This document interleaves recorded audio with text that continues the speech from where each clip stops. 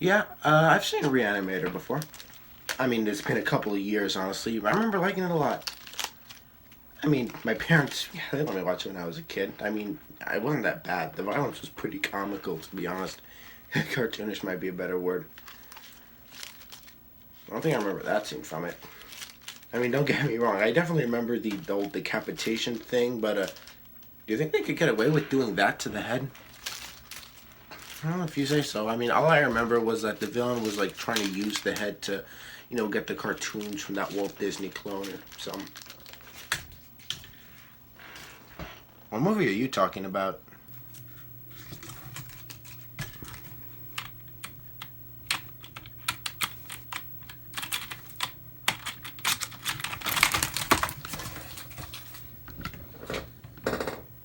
Oh, yeah, I remember this movie. Didn't they talk about it on American Beauty?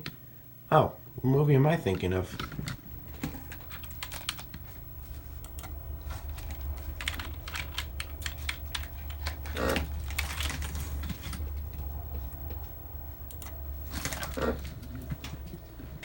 Oh. Oh, yeah, oh, wow. That guy really does look like the guy from Ned's Declassified. But he's not, though. Wow.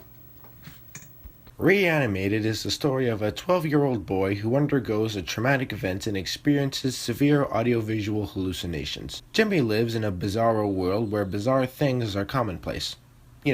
Southern California. Who gets a brain transplant from a Walt Disney XB and begins to see his creations in reality. I remember this movie being heavily advertised as Cartoon Network's first live-action film, and it paved the way for CNReal, so in nostalgia sense, this thing has a bad reputation from the start. It did well enough to warrant a live-action TV series, Out of Jimmy's Head, that ran for one season from 2007 to 2008, the theme song to which is going to be stuck in my head until the end of time. Let's see if you can tell what's wrong with this picture. The chick from Planet Attitude is my sister. My mom could help, but she's in space at the moment. Dad isn't qualified to counsel a donut. And it would have lasted longer if it weren't for the writer's strike also happening during that time.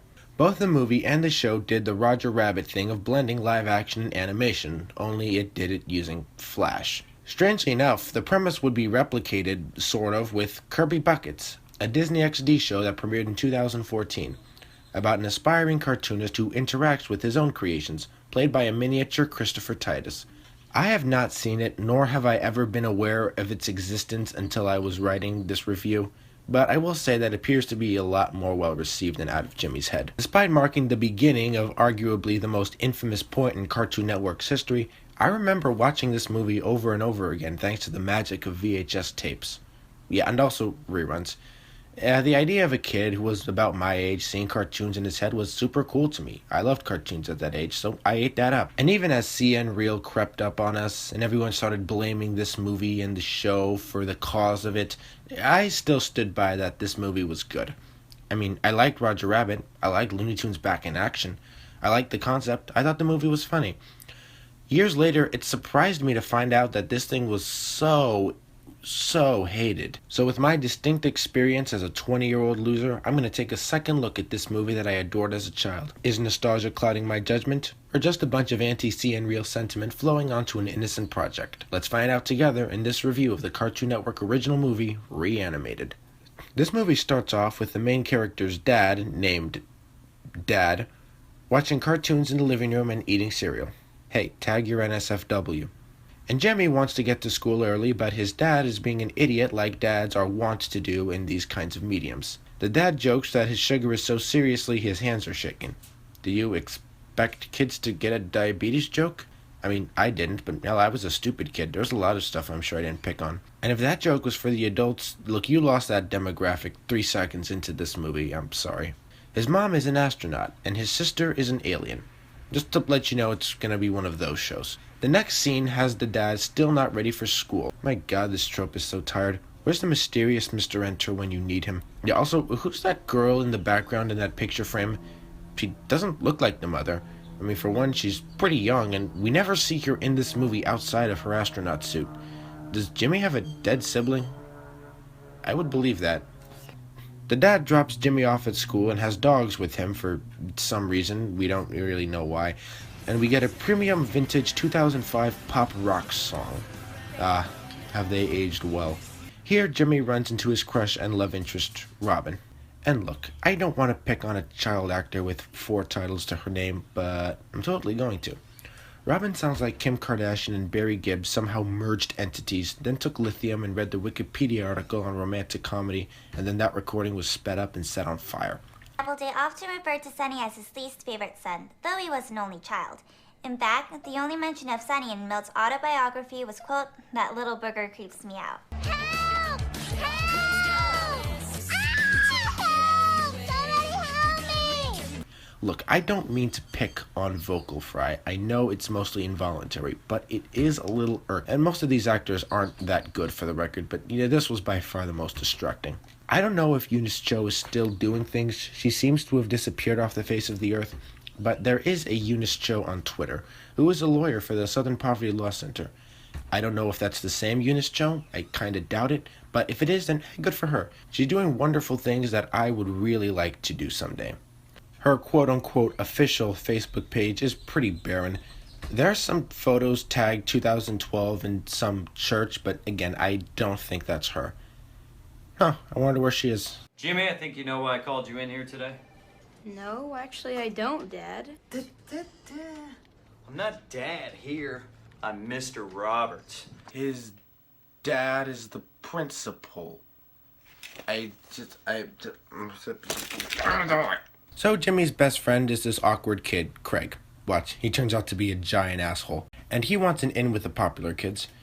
Jimmy's main character flaw is that he can't say no to people, so he's a bit of a doormat. Craig feels he can use Jimmy's willingness to say, oh, hold on, what did he say? Is that a GD llama?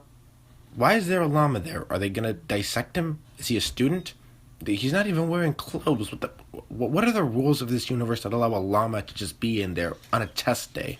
No less. So anyway, Craig feels like he can use Jimmy's willingness to say yes to everything as a way of goading the popular kids into hanging out with them. So they all go to Craig's house, where it's revealed that Robin is Craig's older sister. And during pretty much every Jimmy and Robin interaction, Jimmy acts so flustered he makes the Travis Bickle phone call scene from Taxi Driver look charismatic by comparison. Oh, that's cool. I mean, I don't have a calendar to note it. I mean, you can check my pants. So after this, we go on a field trip to Golly World, because California. And we get a lot of montages establishing that this is indeed an XP of Disney World. And you know how I know it's a Disney World XP? Because about the 4th or 5th time I was watching this movie, my mom walks by the TV and says, "Oh, I get it, they're making fun of Walt Disney." And I said, "Oh yeah, yeah, of course they're making fun of Walt Disney. Of course they are. Of course they are. Who else could they be making fun of? Who else could they be parodying? It's fuck Disney, it's..." I was a stupid child. Hey, it'd be awesome if you held our step until we got off. Jimmy can do it. But dude, I want to ride the rides. Dude, don't blow this. Anyway, we get to the Hall of History, which in universe justifies the field trip. And there's this kid in here who is awesome. I want him in everything. Hey, who's ready to learn? Yeah!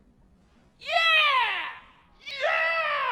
I love this kid! That duck is here because he identifies as a person, but Greg Abbott has been campaigning to get him kicked out of the human school. For shame, Governor Abbott, for shame. Milt Appleday, our Walt Disney XP, is played by Fred Willard, who is frickin' awesome and gets top billing on the DVD cover. But he's actually not in this movie that much, which is, weird. I know films do this all the time, where they bill the most famous actors over ones who are actually in the movie more, but damn it, Fred Willard is awesome. I want him to be in more things. That is the creepiest animatronic I've ever seen in my life, and I hate myself for not thinking of it first. So the movie brings up the conspiracy theory that Walt Disney's head is frozen and hiding in one of the rides at his theme park, and the kids convince Jimmy to go look for it. So he goes into the Frozen-themed ride, obviously, into Green Screen Land.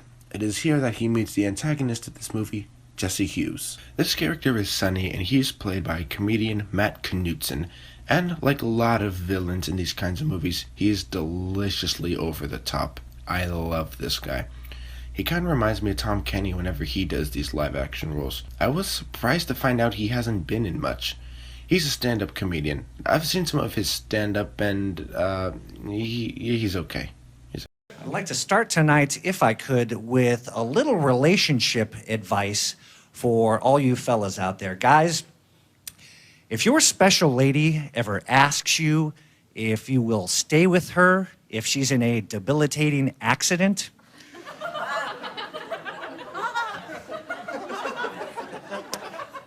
the answer she is looking for is not, "We'll see." So Jimmy is spooked by the Eagles of Death Metal frontrunner and hightails it the fuck out of there, where he gets hit by a train. Bonk. So Jimmy is sent to the ER, which is functional enough to be a gynecologist's office in Texas. This place has human trafficking written all over it. So the doctors determine that they have to transplant Jimmy's brain after he was hit in the shoulder. One of the doctors reveals that he has been storing Milt's brain for 30 years in his cooler, and it was their only choice to save Jimmy's life. For 30 years, I've gone without lunch to keep this secret. That line always stuck with me. 30 years with no lunch. What a miserable existence. So Jimmy wakes up from this never-before-attempted-in-the-history-of-ever procedure pretty lucid. They hand-wave this never-before-done procedure that has him the same old Jimmy by saying that they managed to save his personality and memory glands. Okay, for this universe, we might as well assume that. I'm pretty sure this universe is so surreal so you don't question weird stuff like this, but yeah, I would have to imagine even for this universe, there are some basic things that just won't make sense. Reveal. So as a result of Jimmy getting Milt's brain, he can see his creations as independent entities, and able to interact with them at all. So, Golly and Dolly are Mickey Mouse and Minnie Mouse, Tux is the Linux Penguin, the Crocodile is Brian Posehn, and Prickles and Pickles are Tom and Jerry types.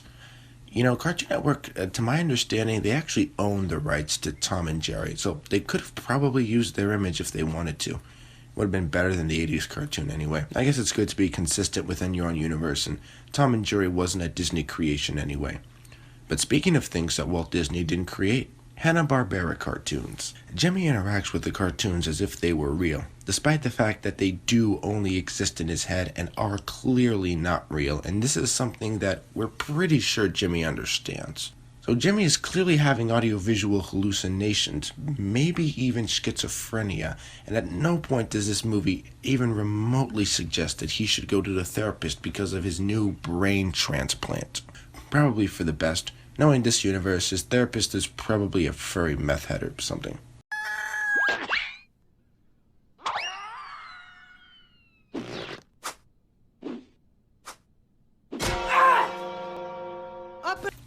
Okay, that part was actually pretty funny. Props to them. How do you do, madam? I am a student at the local junior college, and I noticed you had a room for rent. No, we don't. You clearly bought that sign. It still has the price tag. Maybe renting a room isn't such a bad idea. Kids could use a good father figure. Well, I think Jesse Hughes would be a good father figure to anyone, though I'm not entirely fond of his Donald Trump endorsement. It's a bit hard to notice, but I'm pretty sure that sister's alien antenna are made of pipe cleaners, and I'm pretty sure they greenified her skin in post. Yet once you notice it, it's a pretty glaring mistake. It's revealed here that Sonny is Milt's Appleday's son, and Milt, not surprisingly, was kind of a dick father. So that kind of screwed him up a bit. So Jimmy goes to Craig's house, where Craig continues to be the human jerk. World, you know Golly and Dolly and all those guys? No, you never tell me anything. I thought I was your best friend. Dude, I totally told. Okay, whatever, man. But now this Sonny guy moved into our house. What? So now Sonny's your best friend. Is he throwing a party too? And then he reveals to Craig that he can see the cartoons in his head, and his sister gets intrigued. Robin takes Jimmy to her room, which is secured by a lock on her door. That's kind of scary to me, actually. Do her parents lock her in there? Did she get the lock by herself to protect herself from privacy? I mean, that's a bit much. We never also see Craig and Robin's parents in this movie, so Anyway, Robin finally gets a personality trait after it's revealed that she's a huge Milt Appleday fan, and then finds herself interested in the Jimmy. It's also here that we reveal that Milt Appleday's cartoon studio has experienced a bit of the dorkage in the time since Milt's death. So Jimmy tries to follow Sonny to get information about his nefarious plans, so they play Metal Gear Solid and then they... Damn, that was also pretty funny. 2 for 200. Now we are at the Appleday Board of Directors, where Sonny finds himself in trouble. Apparently, he has been leading the company in all this time and making very poor decisions. The janitor from Scrubs realizes that Jimmy is the one with Milt's brain in his head, and they decide to make him the CEO of the company. Jimmy is eager to please, so he agrees, capiche, so he can bee's knees with the bee's knees. He likes Robin. What? You gotta do it, kid. You heard what she said. I'm washed up. I'm damaged goods. I'm a nobody. But with you in charge, together we can make me a star again. I'm not exactly sure who knows at this point that Jimmy has Milt's brain. I would think that would either be something everyone knows or nobody knows.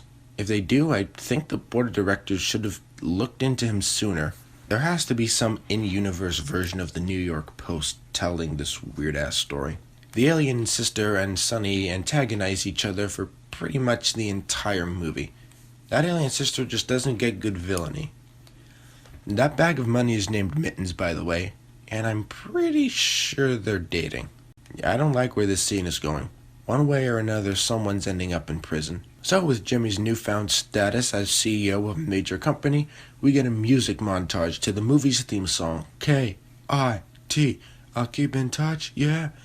This movie actually doesn't have a lot of background music save for these montages. And yet I don't think that's a really good idea when the actors are particularly wooden, because then it'll only draw attention to the acting. The film reels for old cartoons are stored in the Matrix apparently, and they throw off a bunch of watch parties which make Jimmy the most popular kid in school. That lizard in the front row was the highest paid actor in this movie, by the way. So Golly is a sociopath. Well, why can't we go to the studio after school like always? Jimmy, you can't just run a company after school if you want to be successful. It's a 24-hour job. Yeah, well, I have gym. Sure. I understand, kid.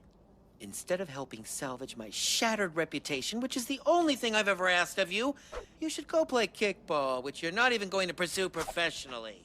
He basically extorts Jimmy's position as CEO to make his own brand famous and relevant again. For a lot of this movie, he is really unsympathetic, and I have to say, when you consider that he is a figment of Jimmy's imagination, this is 100 times worse. He's being tortured by his own subconscious mind, a voice in his head. That is beyond messed up. And it never occurred to me just how bad this movie could actually be. And yeah, I know it's supposed to be played for laughs. Everything in this universe is so insane and over the top, you can't help but play it for laughs. But Golly is acting genuinely obsessive and really torturous to Jimmy, and I'm sorry, I can't separate that from the reality of, actual mental illness. And it doesn't help that Jimmy is acting genuinely stressed out and overwhelmed by the situation around him. His job as a CEO is starting to impact other aspects of his life, especially his friendship. And then he has to choose between his work or his friends. My only friend, the end of our elaborate plans, the end of everything that stands, the end. Craig, aka I'll exploit my friend's shy and timid nature to get an in with the popular kids, accuses Jimmy of being a bad friend. Well, at least Jimmy didn't give Craig brain trauma, gee will lickers. Sonny, having been demoted, is tasked with making sure that the train that hit Jimmy is functional again. Apparently, hitting someone in the shoulder at 10 miles an hour really does damage to a vehicle's infrastructure. His secret plan is to create a train that will literally tear Jimmy's head off like he's an Al-Qaeda prisoner, and then harvest the brain from the decapitated skull. Jimmy is a 12-year-old kid, what the fuck? Yeah, Sonny is as over the top about this as you would expect. The alien sister is not concerned with her younger brother's well-being and just wants Sonny to be quiet. Sonny, look, you had the door open, man. You should really close that thing. I mean, I don't record with the door open. I'm not a dick. People can hear me anyway because the walls are thin, but, yeah.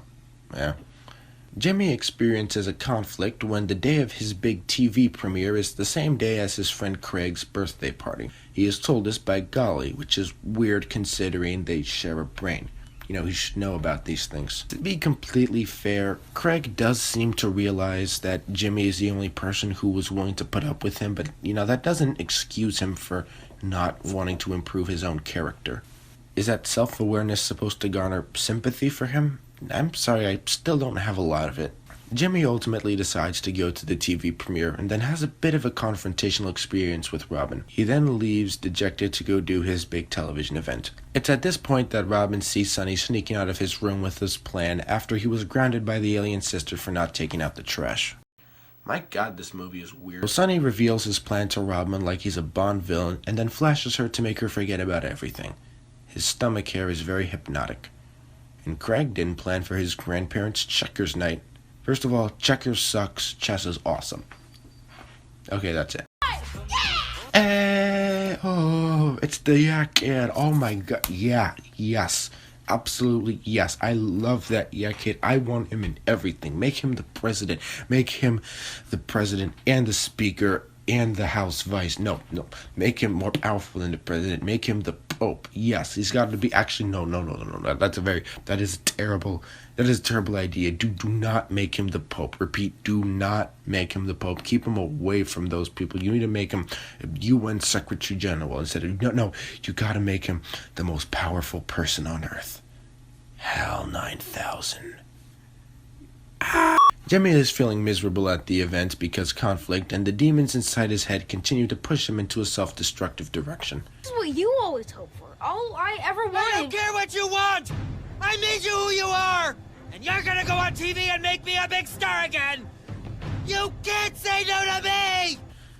I just want to point out here that Sonny's plan to decapitate a 12-year-old child publicly on live TV is very poorly thought out. But eventually, Jimmy stands up to the demons in his head and decides to quit the event to go to Craig's party. And just in the nick of time, as it was right before Sonny's train scene. It is then revealed that Sonny tied Robin to the railroad tracks like the cartoon featured at the beginning of the movie, as well as every other one created between the years of 1936 and 1972. So yeah, Jimmy goes to rescue her. While they walk and talk, Golly realizes that if he had had his way, they would both be goners. So because of that, we're supposed to redeem him, and his obsessive characteristics are no longer an issue. I mean, that really wasn't, his fault necessarily. It's not like he could have seen that happen, though it's not like it's a direct result of his actions. It's more a direct result of Sonny's actions. But, yeah, I don't know. Look, we need to make a spin-off series on this. We can't have one of the main characters be an unlikable jerk. I mean, it hasn't stopped shows before. So, yeah, but at the very least, Golly seems to realize that the shit went down and he wasn't ready. He should have told the boys to get the sawed-off Glock and the rest of them gats. Should have strapped on the bulletproof vest. Bam, he got one to the chest. Fly-By-Nights is either a Rush reference or a furniture store in Massachusetts. We get another surreal sequence as Jimmy animates himself with Golly's help and, he stops the train right before it was destined to hit Robin. That is the face of someone who has embraced death. Sonny chases Jimmy away from the scene, and then Robin is left there to be eaten alive by the California condor. I bet that's why they switched actresses for this series. Jimmy then hides from Sonny by impersonating the Milt Appleday animatronic, which causes Sonny to actually have a brief mental breakdown about his daddy issues. What is up with this movie and mental illness? This entire movie has been really disturbing in this regard, and I just can't help but separate it. Obviously I know it's not supposed to be the real thing. Jimmy isn't supposed to have schizophrenia. Sonny isn't supposed to feel like he's the worst, so he always acts like he's the best. But it is really hard to separate these things from, conditions in real life. And that is just really disturbing. Especially that, therapy doesn't seem to exist in this universe. Then the sister comes in to save the day by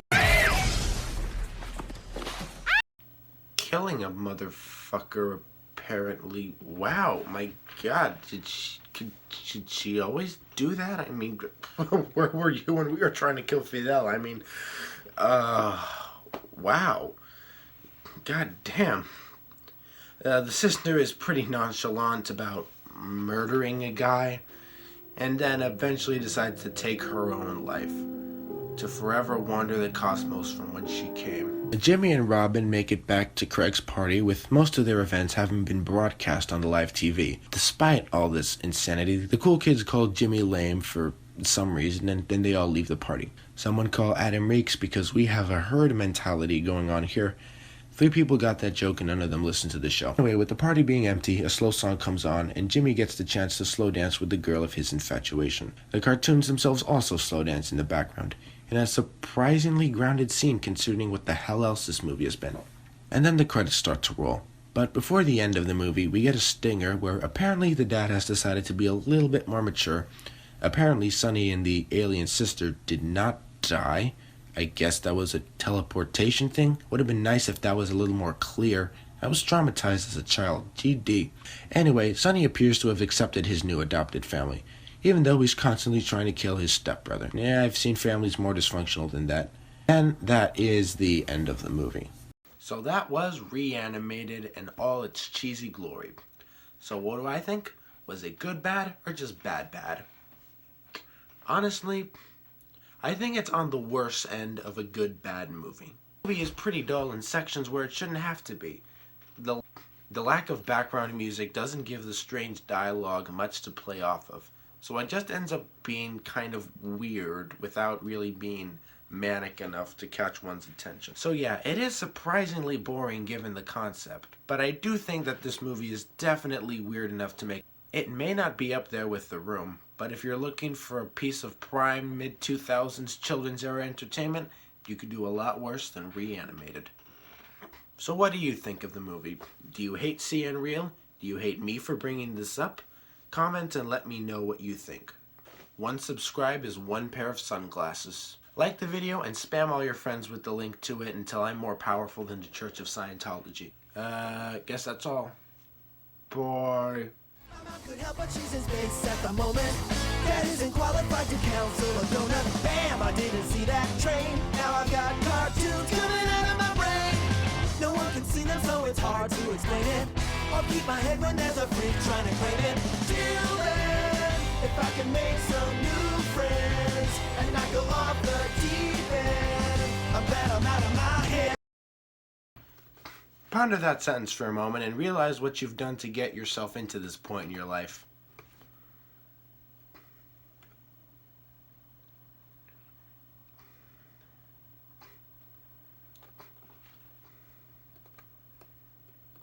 So that just happened.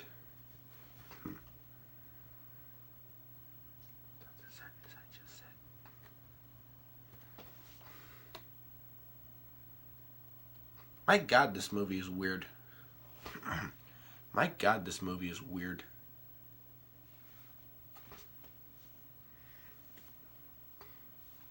My God, this movie is weird. My God, this movie is weird. My God, this movie is weird. My God, this movie is weird. This is the end, my only friend, the end of our elaborate plans, the end of everything that stands, the end. No safety or surprise, the end. I'll never look into your eyes again.